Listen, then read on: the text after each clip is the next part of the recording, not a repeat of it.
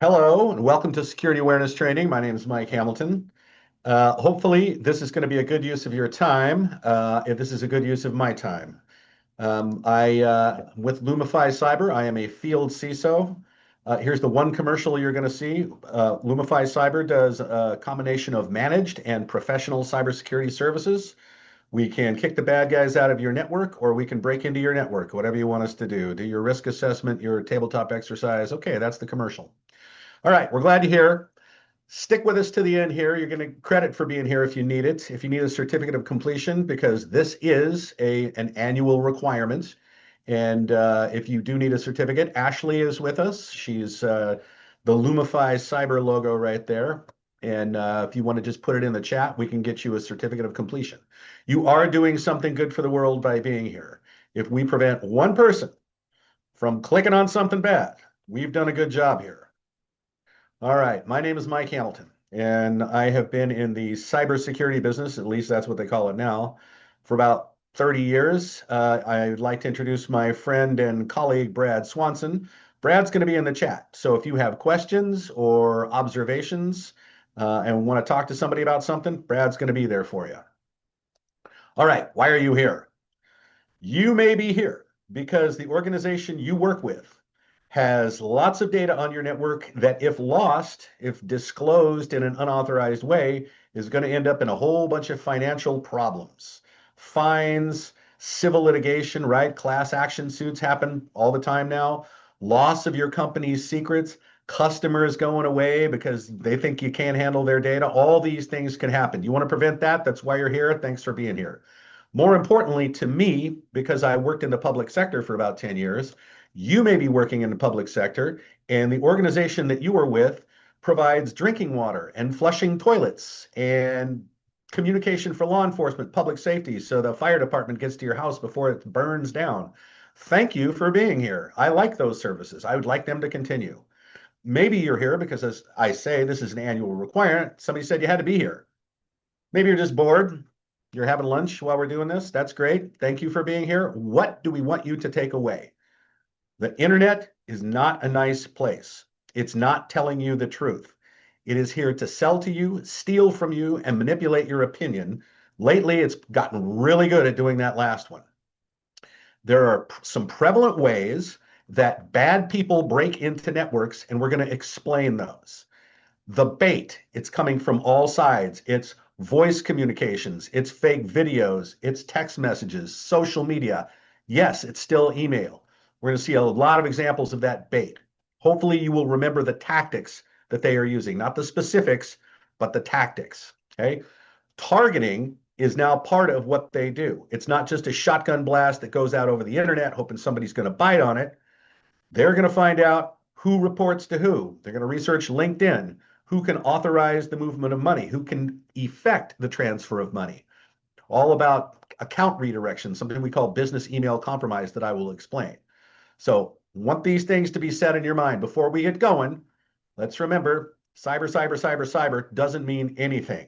The things that we are trying to prevent are business outcomes we don't want.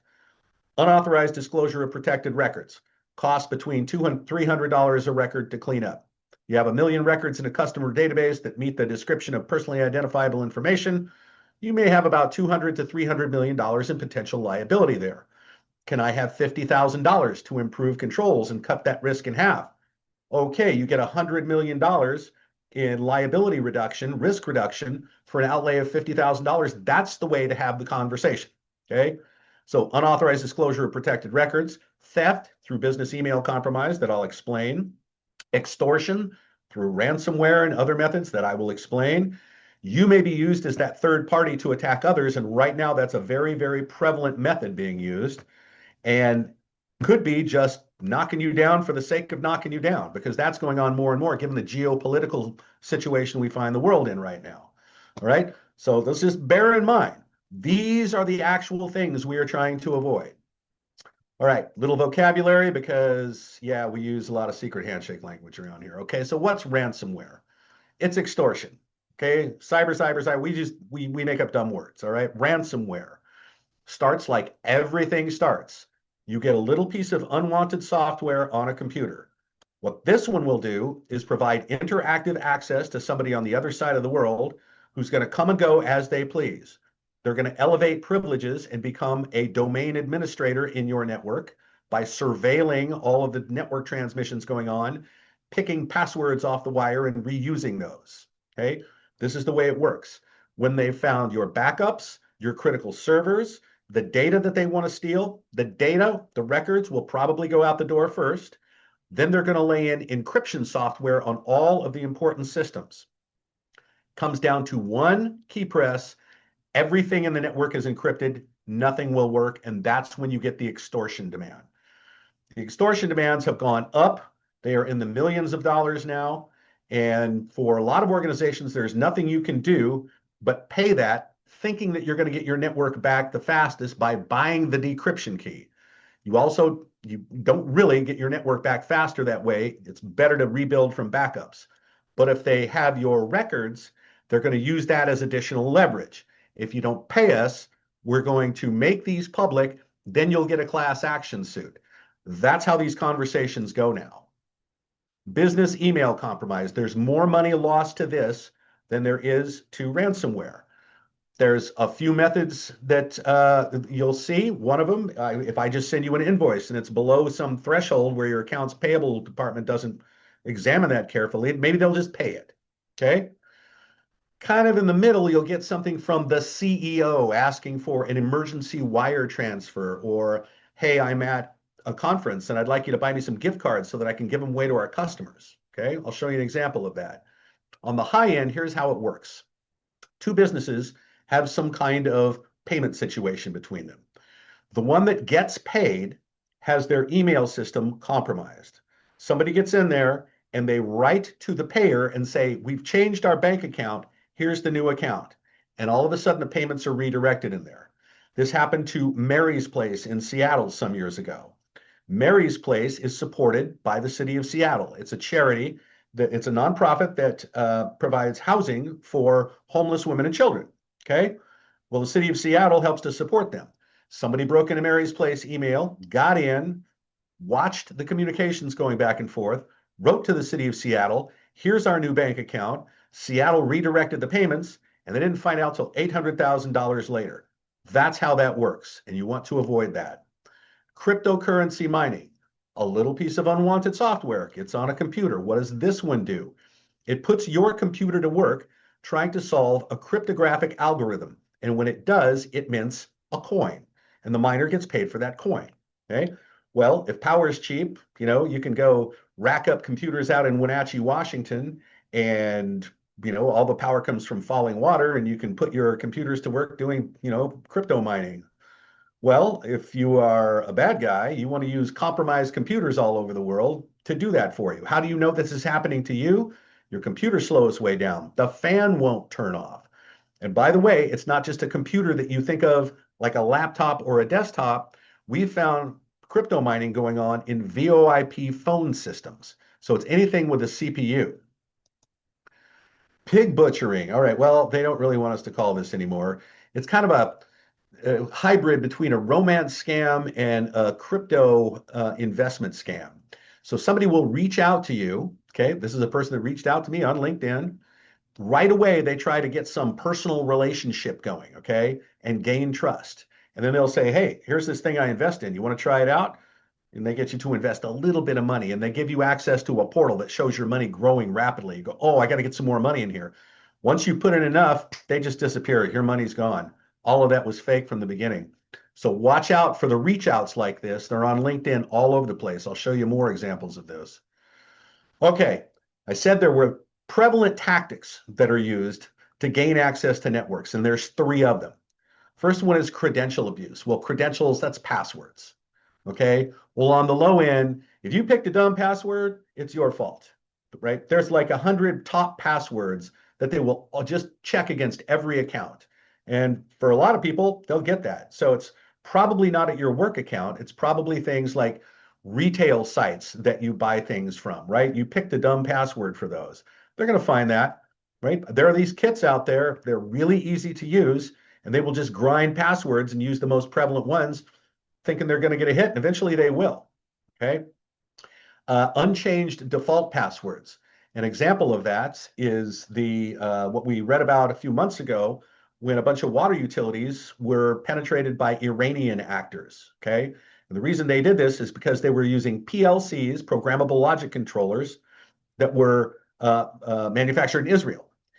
And what they did was they weren't so super sophisticated. They looked up on the internet what the default passwords were on these PLCs. Each one runs a little web server for administration, and found out that a whole bunch of water utilities did not change the default passwords on their PLCs, walked right in, tore things up, and left. Okay, that's why you should change default passwords.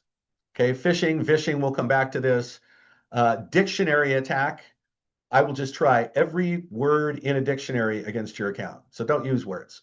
And we'll come back to some recommendations on this later. There's dumps of stolen passwords. Yahoo lost 1 billion passwords while they were going through an acquisition. Did not help their valuation. Those passwords, anybody can get those. And if you had a Yahoo account and your password is in there and you've used that password at Amazon or PayPal or Bank of America or anywhere, they're going to try your other accounts with that password. This turns out to be super effective. And right now, Russian state actors are buying dumps of passwords like this off the dark web. So this is a very effective technique. Kind of in the mid-range, right? Credential stuffing. Talk about that in a second. MFA fatigue, MFA, multi-factor authentication.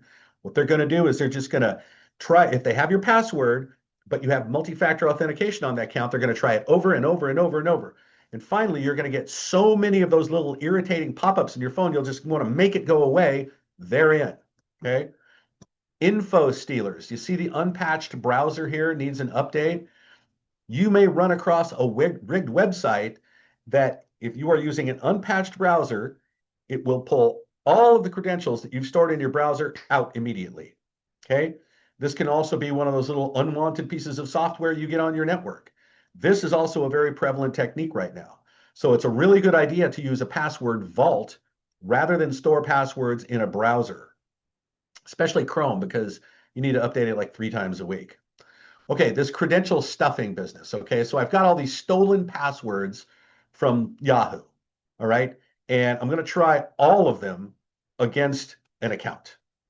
Okay, so here's this collection of stolen credentials, and it's not a person behind a keyboard doing this. It's a group of computers all over the world that have been compromised, that have been put under a single command and control to go password grind on you. Okay, see where it says bots? Okay, here's proof. Okay, this is my account. This is me getting a login failure every 20 seconds for days and days. They're coming from Moscow.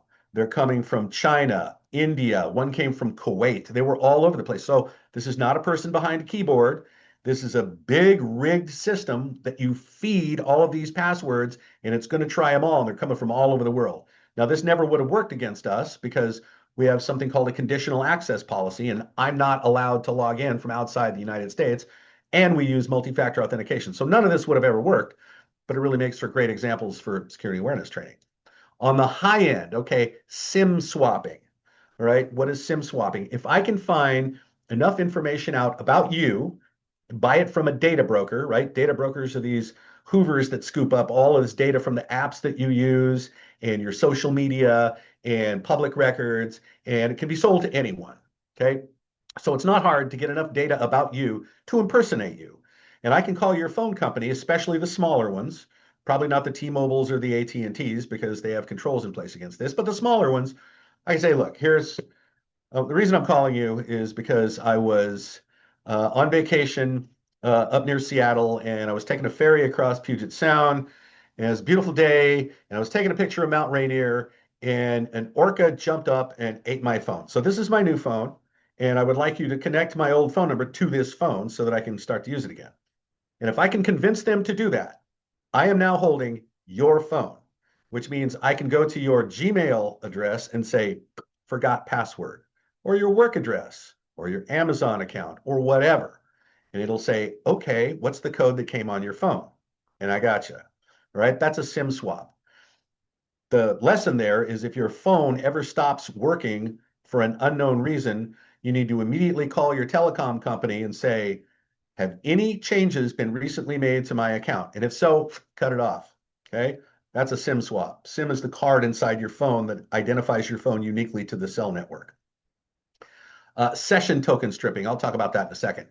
More and more, there are threats of violence, right? In the UK, this has really become prevalent, and they have found people in trunks of cars after being doused with gasoline. There are people that have been basically kidnapped and tortured for weeks to give up passwords to their crypto wallets, right? So this is really, we've kind of turned a corner here. And part of the reason is because now they have proximity because of the Russian affiliate models, right? Where all you do is rent their infrastructure and their tools. You don't even need to have skills. A lot of people, a lot of Gen Z, as a matter of fact, have gotten into the crime business. There's a group called Scattered Spider that compromised both Caesars and MGM casinos and made a lot of money off that. And we know that they are teens and 20 somethings in the US and the UK. Well, if they have proximity, they can do things like throw USB sticks in your bathrooms, threaten to kill you and your family if you don't give up a password. This is starting to happen more and more. I would call that a high-end method. Also a high-end method, session token stripping. And how does that work? Let's say you get this phishing message and you're pretty resistant to that. You're not going to give up a password on a fake, T-Mobile site or something like that. So, okay, I just want to see what the site looks like and how bad of a job they did and how bad they're is. And you click that link. Okay, that will activate a script, right? Looks like you're going to Microsoft, for example. Okay, say you're out of storage. Go to the Microsoft dashboard. It says Microsoft right in the link, and you hit it. It activates a script that proxies that connection through the bad guy computer over to Microsoft. Before it does, it strips off the session token and presents it to Microsoft. And Microsoft says, hey, great session you got there. Never seen your device before. Here's the challenge for the second factor. Routed back to the user who thinks they are logging into Microsoft and actually will in a second. They say, okay, on the second factor, and then they log into the Microsoft dashboard. And now the bad guy has access to Office 365, Teams, SharePoint, single sign-on applications, and that took less than 1 minute. Okay, so links are dangerous. The internet is not a nice place. Don't believe anything that you get that was not expected. Okay, if you didn't expect it, suspect it. How do you avoid credential abuse? Well, first of all, don't share passwords between services. Okay, and frankly, passwords are kind of out. NIST, National Institute of Standards and Technology, now says, all that stuff about upper, lowercase, special character, that's out the door. Look, pick a passphrase, first sentence of a book you like, all right? Some phrase, weebles wobble, but they don't fall down. Something like that. Just because it's long, it's got spaces in it, it's easy to remember, but it will take so long to brute force that just by trying to put together every possible connection of characters in the alphabet to finally get that sentence would take longer than the universe would exist with current computing. Okay, so this is what NIST says to do. This is what I do. In fact, I'll give you an example. A long time ago at the city of Seattle, we had an encryption system and we needed a master decryption key in case we ever had to recover something. And there was a couple of people that had the passphrase for that key. Now, this isn't true anymore, but that passphrase was, the galley is always at the Seattle end of the boat. And if you've ever been on a ferry up here, that's true. The galley is always the Seattle end of the boat. All right. So don't store passwords in browsers. If you can avoid that, using a password vault is much better. Keeper, Bitwarden, LastPass, OnePass, those are all password vaults. And see this URL down here, haveibeenpwned.com. Okay, again, with the secret handshake language, pwned means, you've been compromised. You can put your email address in there and see if that password associated with that email address has ever been disclosed. Real handy service to use, haveibeenpwned.com. Okay, all right, that was credential abuse. Okay, vulnerability exploit. What is a vulnerability? I'm going to give you an example. Long time ago, a program called SendMail was the original MTA, mail transport agent. Not what you type your message into, but when you hit send, it's the computer on your network that it goes to, and that computer will figure out where the destination is, okay, to send to the final recipient, okay? An MTA. So this guy, Eric Allman, is coding up SendMail, and he says, okay, now I need a variable for sender address. The sender address is never going to be more than 255 characters, so I'm going to give that a 255 byte buffer, and he did not bound it. He didn't make it impossible to exceed the 255 bytes. So an email message comes in with a sender address that has 256, 712, 1491, whatever, it overflows the buffer. And if you get that offset just right, you can put your choice of executable code into the running stack of the machine. That's called a buffer overflow vulnerability. And this happens all the time. Products go bad all the time. Internet-facing products, when they go bad, you really need to get in front of them because now the scanners are out there looking for those vulnerable systems and they're going to find you. What else is a vulnerability? Not training your users to avoid these kinds of things. Again, thank you for being here. Could be, like I said, forgetting to change a default password, things like that. Really, when we talk about vulnerabilities and they're announced in the news, they are technical vulnerabilities, not these configuration vulnerabilities, but you can introduce lots of vulnerabilities all by yourself. Okay, so here's some recent news about vulnerabilities, okay? They come out and they're accompanied by the patch, okay? Well, your phone, right, or your computer, you call it updates, all right? Well, those are patches. That's what those are, okay? Well, they're out there with these scanners right away as soon as these vulnerabilities are announced and the patch is released. And what happens is they reverse engineer the patch to find out what it fixes. Then they can code up what's called an exploit that will break that thing. Simultaneously, the scanner is out there finding vulnerable systems that have not yet been patched. They will load up that exploit into there and automate the exploit as well. We talk to lots of organizations that say, you know what, we're too small. We have nothing to steal. Why would they come after us? The scanner does not care. The scanner only cares that you have an unpatched product facing the internet. So now this is a race. When a patch is released on something that you have facing the internet, drop what you are doing. This is an incident. You need to get in front of this right away because they're going to find you. See where it says hackers scan for vulnerabilities within 15 minutes of disclosure? Once, when Microsoft Exchange on-premise went bad, Microsoft put out a patch.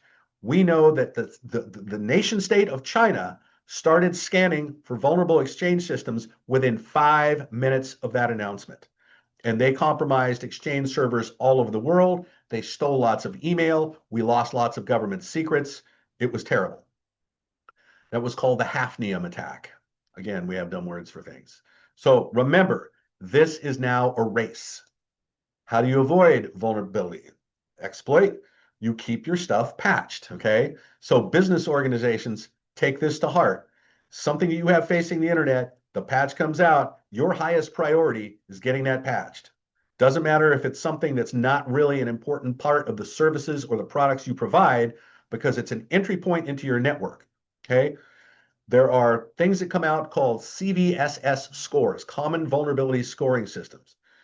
If there's ever a 10, okay, that means that someone can exploit that vulnerability with no tools, no login credentials from the other side of the world. That if something comes out as a 10, boy, does that make it urgent. There's also something that CISA puts out called the KEV catalog, the known exploited vulnerabilities. So those are the ones that we know actually get popped. So if you have a piece of internet-facing technology that is on the KEV list and the vulnerability comes out, now it's really urgent that you get after that, okay? That's if you're on the business side of this. The home users, look, Microsoft is pretty much going to patch itself, okay? The patches just come down, and then you have to reboot your computer. They push the patches, and then they say, well, you need to activate these. You need to reboot. So if you look down the bottom right of your tray and there's a little orange dot there, that means you haven't rebooted since you got the patches the first part of this month. So you shouldn't be watching us. You should be rebooting your computer. So do that after we're done here. All right. Now, Apple's going to get nasty with you. It's going to say, look, I've been asking you to restart for 3 days now. Patches are here. So just go ahead and go to sleep because when you wake up in the morning, you're going to have a new phone. Linux, Android, you're going to need to review the admin settings to make sure that these are automated, okay? And don't forget, You have to reboot to activate patches. Okay, all right, that was vulnerability exploit. Now, social engineering. This is kind of the big one. Now, there are things about us that help them. Okay, these cognitive biases. Okay, hyperbolic discounting, free trials, things like, ooh, I got to get in on this. Okay, the curiosity effect. You can always use news headlines as bait. I remember at City of Seattle, one came in, this will tell you how long ago I worked there. Saddam Hussein found alive. Ooh, wow, everybody had to click on that one. Okay, that's the curiosity effect. Authority bias. If it comes from the CEO, you're likely to not examine it really well. You just want to hurry up and get it done for the CEO. Confirmation bias. You already agree with this thing. I want to go read about this thing that I already agree with. Okay. So remember, there are these things about us that help them, and you're going to see these in the examples. Okay. What's phishing? Well, I'm going to impersonate a well-known brand where you might have a login and try to get you to log in to my login page, which is not Microsoft, which is not Google, which is not LinkedIn, which is not Apple. Okay. You're going to find these, all kinds of brands are impersonated because right now there are kits out there. Remember, I talked about the affiliate model being used by the Russian criminal gangs. All you can do is sign up. And there's this one called Darkula, and all you do is put in the URL of the company that you want to impersonate, and it sets up the fake site, makes it look exactly like the real site, sets up a domain name that's a lookalike domain name that might fool someone, and generates the phishing message using generative AI so that the English is perfect and everything is right. That's all you got to do. Then all you got to do is email all that to your victims and just wait, see what happens, collect credentials. So this has been made really easy right now. Now, email is still used a lot for phishing, but now it's coming in a lot through SMS. Okay, so we call it smishing, SMS, short message service. All right, so here's one here that you've probably seen. A package has failed delivery. Okay, the USPS package arrived at the warehouse, could not be delivered. All right, so they give you this funky URL here, us.ps.irt-address.com. That's not the US Post. It's USPS.gov. That's it. That's the only thing the US Postal Service is. The interesting thing is that there are as many hits to fake Postal Service sites as there are to the real one. And at holiday time, they get more. All right, that's how effective this is. Here's a fake job offer. Okay, these actually are text messages that have come to me in the last week. These are the things that I use for examples here. Okay, so here's Madeline from Remote OK. 200 to 600 bucks a day for 60 to 90 minutes. Sign me up. No, this came out of the blue. You didn't expect it. And if you think you're signing up for work you're going to do, they're going to want to do direct deposit into your account, right? Well, they're going to set you up not only for direct deposit, but direct extraction from your account. That's what you need to be worried about with these things, right? There's this two small deposits. They'll say, okay, well, we're setting you up for direct deposit. You're going to get two small deposits. Tell me what those amounts were. And if you communicate that to them and they communicate to that to your bank, they are now authorized to move money back and forth out of that account. Okay, I've watched this happen, fortunately, with my wife. Okay, pig butchering by SMS. All right, so here this was last Thursday actually. So I get this out of the blue, and at first glance, this looks kind of legit. Hi, I'm sorting out my contacts. I saw your number has no notes. What's your name? So I give her a fake name. I don't know that it's really Alice. You know, it might be Albert. I don't know. Your name sounds familiar. Yeah, well, of course it's fine. Werner Heisenberg. Yeah, he passed away a long time ago. I'm not sure which one is you. And so I ask, ever heard of pig butchering? Yes, I've been cheated before. Last of the conversation. All right. So they know what they're doing. When they find out that I know that what they're doing, they just go away. So, you know, this might be a good thing to ask. Hey, you ever heard of pig butchering? Okay. This one you probably have seen, the fake toll roads notice of toll evasion. Now, you look at this, and we're looking at these examples, and it's obvious when I point them out, right? The toll roads dash payroll fw.xinu/u. Okay, what is that? All right, come on. Now, comes from a Hotmail address, out of the blue. The toll people don't know my phone number. They want a response before you activate the link. How successful do you think this was? Well, it turns out I know. So in this recent campaign, 13 million people hit the link. Okay. They can measure that kind of thing. And we know that 884,000 people gave away credit card numbers. All right. Through this simple SMS thing, they got 884,000 credit card numbers with the CVV number. Okay. I don't know what to tell you. I hope there's some way that, law enforcement can reach out to those people and let them know. All right. So that was smishing. Okay. Here's vishing, voice phishing. See that article on the top right? That is today's news. I don't know if you know this, but they were able to impersonate the voice of the White House chief of staff, stole all the contacts from her phone, started to ask for payment redirection, and we think there has been a very bad intelligence breach here. This happened so recently. This is today's news. This was just disclosed. So now there's giant investigation going on. So taking someone's word just at face value because you recognize the voice is no longer good enough. When they're asking you to do something like a financial transaction, you need to verify the identity of that caller. For example, if someone calls you impersonating an employee and says, I've changed my bank account number, please deposit my paychecks into this new account, you want to call that employee back with the number that you have on file and verify whether or not that's true. Because now this is just too easy to do. It takes about 3 seconds of someone's voice recording to be able to impersonate a voice. All right, so there's been huge amounts of money lost this way.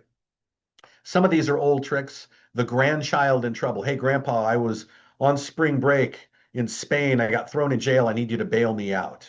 Okay. Calling help desks, especially calling help desks and impersonating an employee and asking for a password reset. Okay. Also, calling a help desk and having someone type in the URL over a phone, impersonating employees, saying, look, here's the problem I'm having. Just go to this URL and you'll see exactly what I'm talking about. One of the things that we do here at Lumifi is we break into computer networks, right? Penetration testing. And we know if we're having any trouble, one of the things that we can do is call the help desk, impersonate an employee, have them go to a URL, and we got you, right? So this is a well-known technique. So don't type in a URL somebody gives you over a phone. Deepfakes. Oh, deepfakes are now everywhere. So these are real easy to do. You see them everywhere on social media now. The big way that these are being used right now, fake job applicants. And these fake job applicants, many, if not most times, are North Korean operatives that are trying to penetrate organizations. They will apply for jobs. They will do video interviews with deep fake videos that are just kind of a little jerky, a little weird. But if they fool you, you're going to let somebody into your network who's probably going to extort you with ransomware. Those funds are used to finance North Korean weapons programs.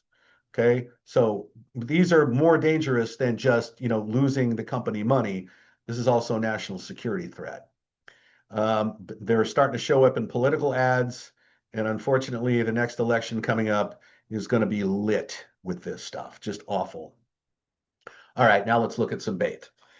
We've talked about the real things we want to avoid: records disclosure, theft, extortion, disruption, being used as a third party to attack others. We've talked about some vocabulary. Now you know what ransomware is, what crypto mining is, what pig butchering is. Now it's time to look at some of the examples of how they're going to try and get you to compromise yourself. Okay, this is business email compromise. This is kind of the mid-range right here. So this is email to me from Garrett Silver, who was our CEO, whose email address is not chief_exec.officer1@aol.com.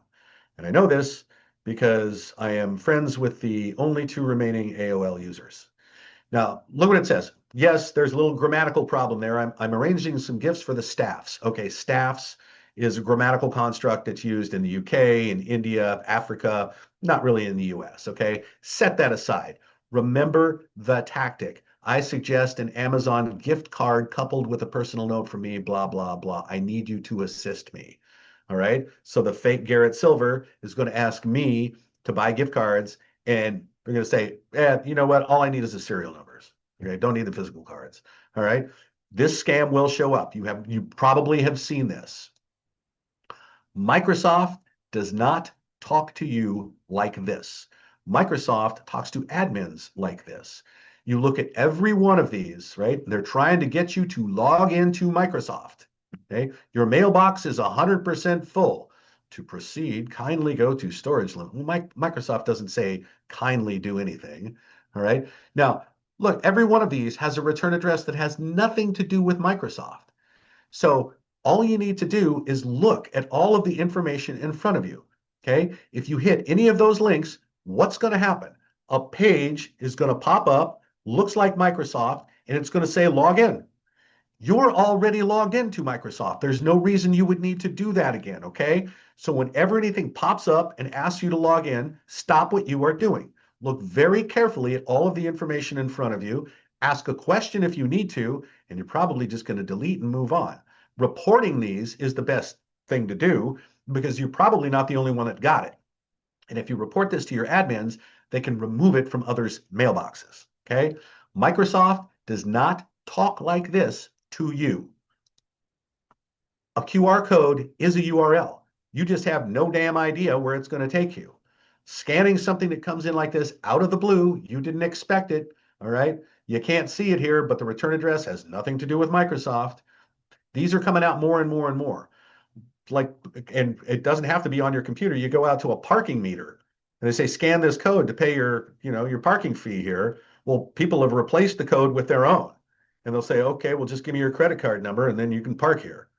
All right. So don't scan these codes unless you are absolutely positively certain that it's genuine. At the conferences that Brad and I attend, these are everywhere. They have to mark the official codes in a certain way so that they know that any codes that cover them up are fake because they don't have like the little red thing or something on them. So you got to watch out. Don't click it. Okay. All these brands are being impersonated. Every one of these is a phishing message. Not one of these has a return address that has anything to do with the company they're impersonating. Eyes up. Who did this come from? I didn't expect it. I don't know who that sender is. The sender has nothing to do with this company. This is fake. Okay. And again, reporting these is the best thing to do. So DocuSign, right? Starbucks, fake voicemail stuff, right? It's all going to come in. It's all fake, right? The internet is lying to you. Don't fall for it. No, Lowe's is not going to give you a Craftsman tool cabinet for your opinion. No, they are not. No, T-Mobile does not have 9 rewards remaining. How dumb is that, right? That's that urgency bias right there. Only 9 left. Oh no, this went out to probably hundreds of thousands of people. If this was legit, how could there be 9 left? It is just crazy, right? So, I mean, use your common sense here. And remember, the tactic, free offers, time sensitivity. We're going to give you something for your opinion on a survey, and that thing has value.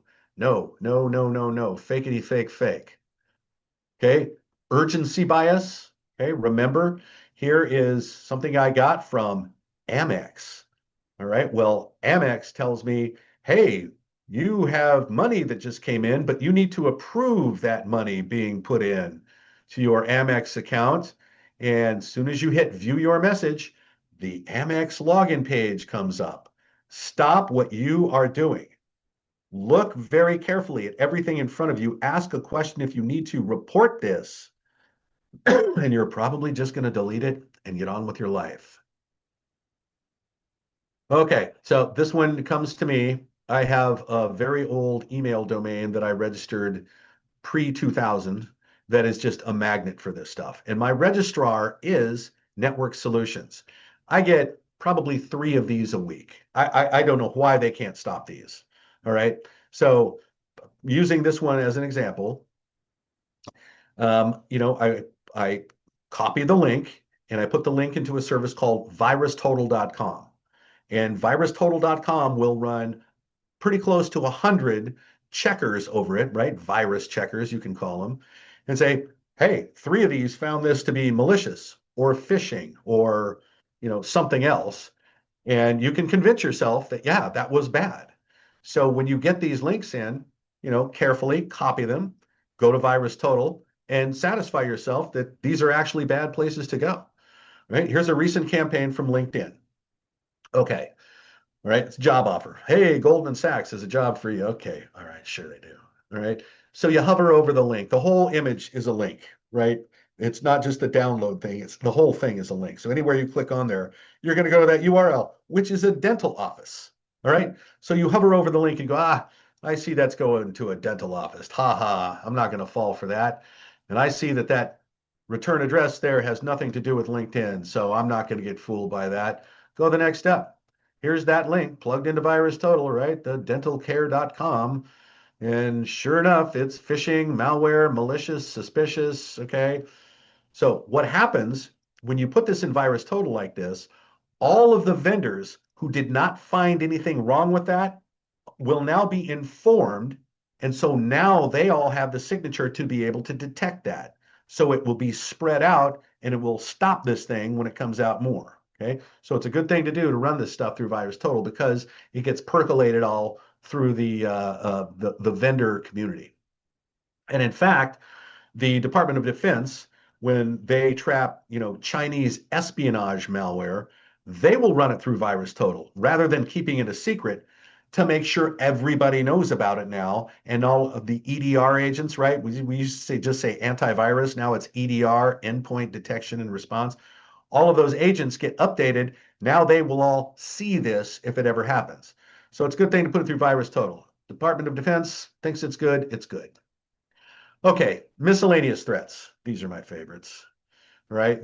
And this is really more focused towards, people at home, parents, grandparents.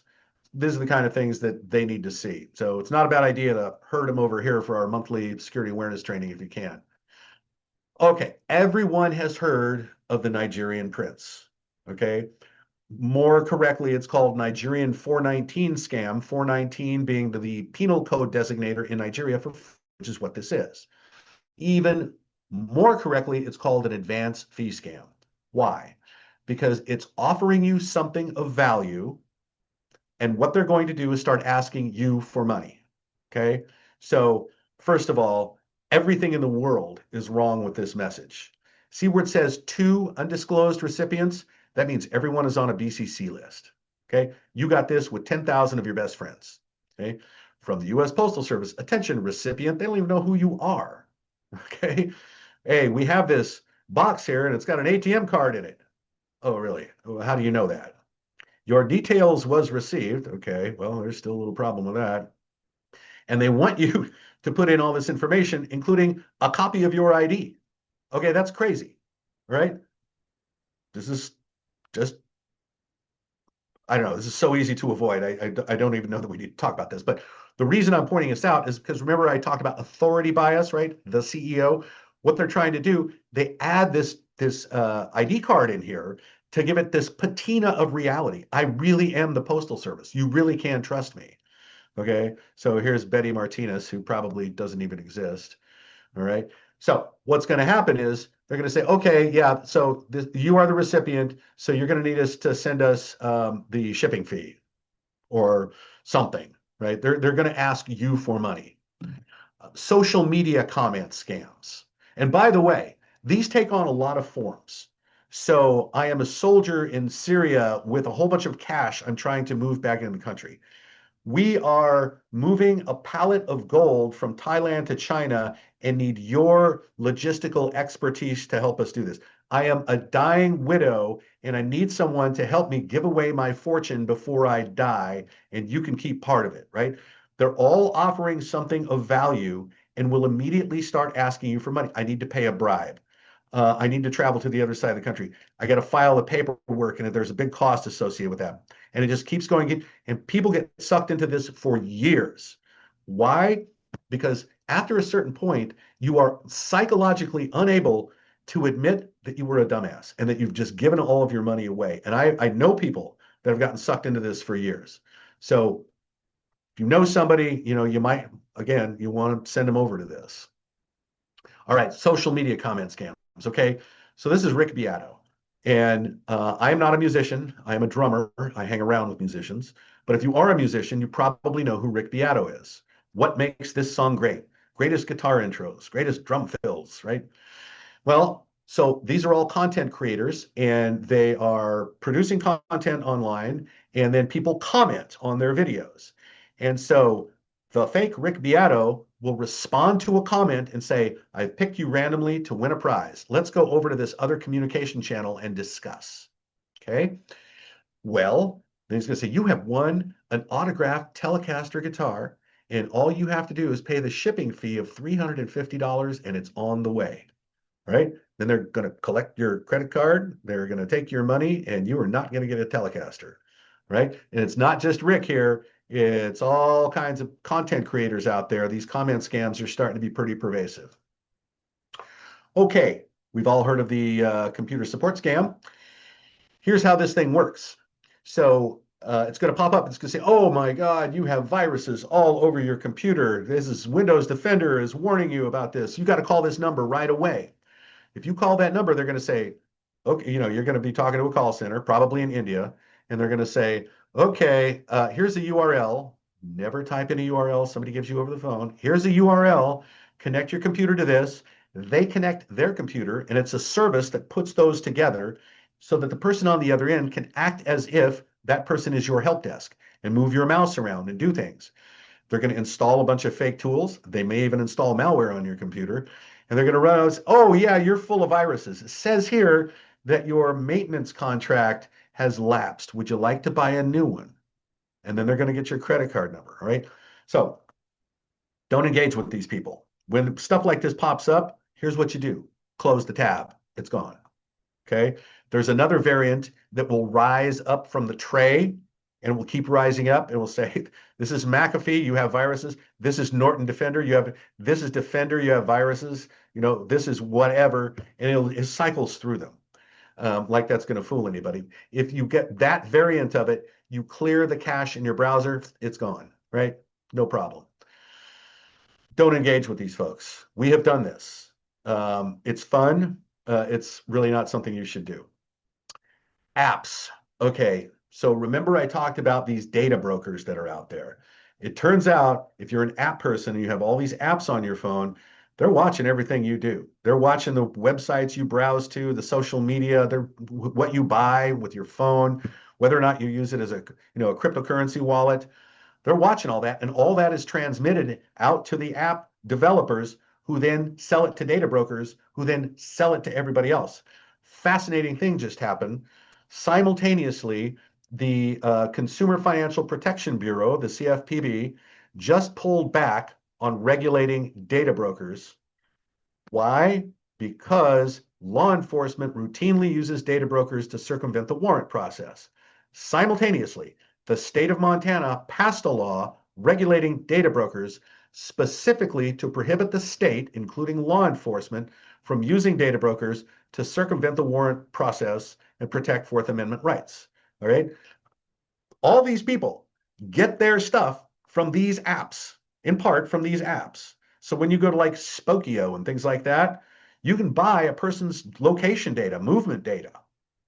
So the apps, you have to be very wary of these. A lot of them are just preloaded malware, and they have to remove these from the app stores all the time. So when you're going to download an app, how long has it been in the App Store? How many people have downloaded? How is it rated? How many people have rated it? A 5-star rating from 3 people is statistical fuzz. It doesn't mean anything. Okay, so be very careful about the apps that you put on your phone. Excuse me. Okay, Secret Shopper. There are Secret Shopper organizations that are legit, okay? And there's plenty of them that are fake. So I engaged with one that was fake, and here's what they do. They send you a check. Here's the check. It's going to be for right around $2,000. Why? Because they figured, yeah, you probably have $2,000 in a checking account. And here's what they say. Okay, deposit the check. Your bank's going to say it's fine. They're going to credit you with the funds. Now, here's what we want you to do. Go out to this gym, get a workout, and then write us a report on the availability of equipment and the cleanliness and how friendly the staff were, okay? Then we want you to go out to this restaurant and have a meal and write us a report on the food quality, quality of the service, the atmosphere, etc. Then we want you to go to Western Union, keep $400 for yourself. Okay, we paid for the workout and the meal. Keep $400 for yourself. Then whatever's left over, wire that to Western Union. Here's an address. And then about 10 days later, your bank comes back and says, you know, that check was a forgery. It was a fake check. So we have to pull all that money out of your account. So I hope you enjoyed the workout and the meal because you just wired away your own money. Right? Now, you can tell there's some things wrong with this check. Okay, upper left, Portland, Oregon. Okay, top middle, Us Bank Corp, not US Bank Corp. Okay, pay to the order of me, Seattle, Washington. Okay, that was my office at Seattle Municipal Tower when I was the CISO of the city, and I intentionally was doing these things to collect these for use later in security awareness training. So I've had this one for a very long time. Okay, all right. So that's the secret shopper. Now, we were going to come up to the do's and don'ts. All right. When you get a link in email or a text message that was not expected and does not have any context, don't hit the link. Don't hit the link. The internet is not a nice place and it's lying to you. You're going to get these links all the time, or QR codes, right? Fake apps, look them up. Like I said, how many people have rated them? How long have they been in the App Store? If it's been a long time, are there any public reports of this thing being a bad thing? The bait. Remember the examples of the bait that we've shown. There's a whole lot of variants out there, but you can compress these into a few techniques, tactics, procedures that they use. Okay, right? Fake gift cards, fake job offer, fake failed package, fake toll road, right? Patch your vulnerabilities, especially if you're on the IT team. If you're a home user, make sure that you reboot your computer to activate the patches. Number 5 there, we'll talk about this for just a second. Personal use is best conducted on a personal device. How do I know that? When I worked for the city, we made a lot of measurements and we could prove, and this has since been borne out in other research, that 40% of the compromised assets on the network were due to the use of personal email. So here's Outlook, and we pay a lot of money to clean it up, and all the bad links and all the bad attachments, they're all gone. And right next to it is a web browser opened to Bubba's email service with no controls whatsoever. What good did it do to pay for all of this? None. Okay, so we've reached a point in time where everybody has one of these.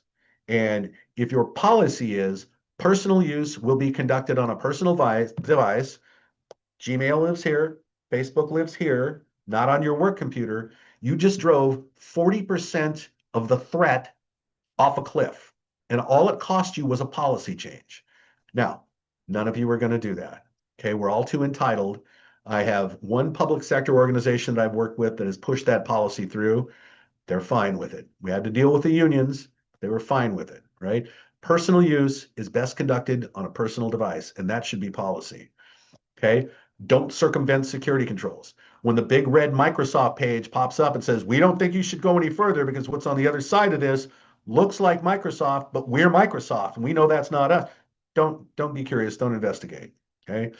Don't do things to get around security controls, right? We all know how to do them. Don't reuse passwords.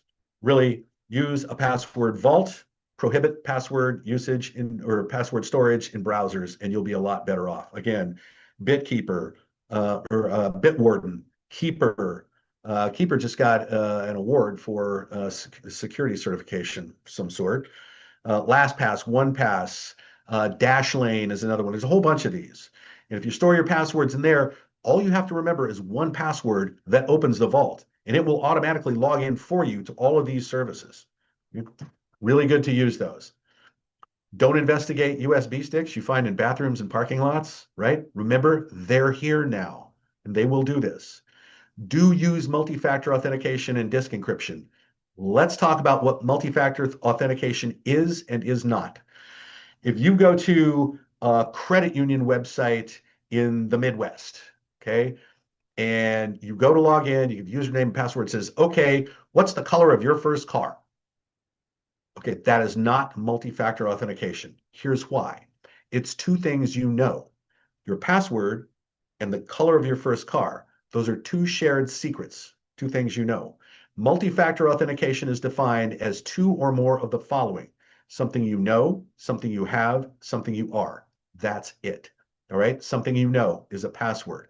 Something you have is the device here. And if they send a code to it and you can tell them that code, you've proved you're holding the device. Something you have. Something you are: palm print, thumbprint, iris print, right? Now they're using facial recognition all over the place. At the airport now, all you do is walk them, they take a picture, is okay, go ahead, you know? So all of those methods, okay, something you know, something you have, something you are going to be mixed up, and pretty soon something you are is going to be more and more of that. It's going to be your DNA or something like that, okay? More importantly than anything, if you see something, say something. Hey, I got this memo about our new return to office policy, and when I tried to log into SharePoint, there was nothing there. Okay, well, you need to tell somebody that. Or, hey, I was on this website and then all of a sudden my computer slowed way down, fan won't go off, and I'm really having problems getting the computer to work. Tell somebody. Tell somebody. You might be able to prevent unauthorized disclosure of protected records, theft, extortion, disruption, or being used as that third party to attack others. Okay, and with that, that is it. So stay connected with us. We put out the daily InfoSec Insider News Blast. It's about 20 reduced articles. It's the headline, it's the money quote, and it's the original link. We do not do creepy link tracking because none of us likes that. We are doing these cybersecurity awareness trainings free on the last Friday of every month. If you know somebody that would get some good out of this, send them over. And we do a weekly Threat Watch podcast where we dive into a few events in the news and try to make sense of them every week. So with that, thank you all for coming. I hope this was valuable. I hope you have something you can take away, and have a good week. And hopefully either you or somebody else that you send over, we'll see you next month. Thanks a lot, everybody.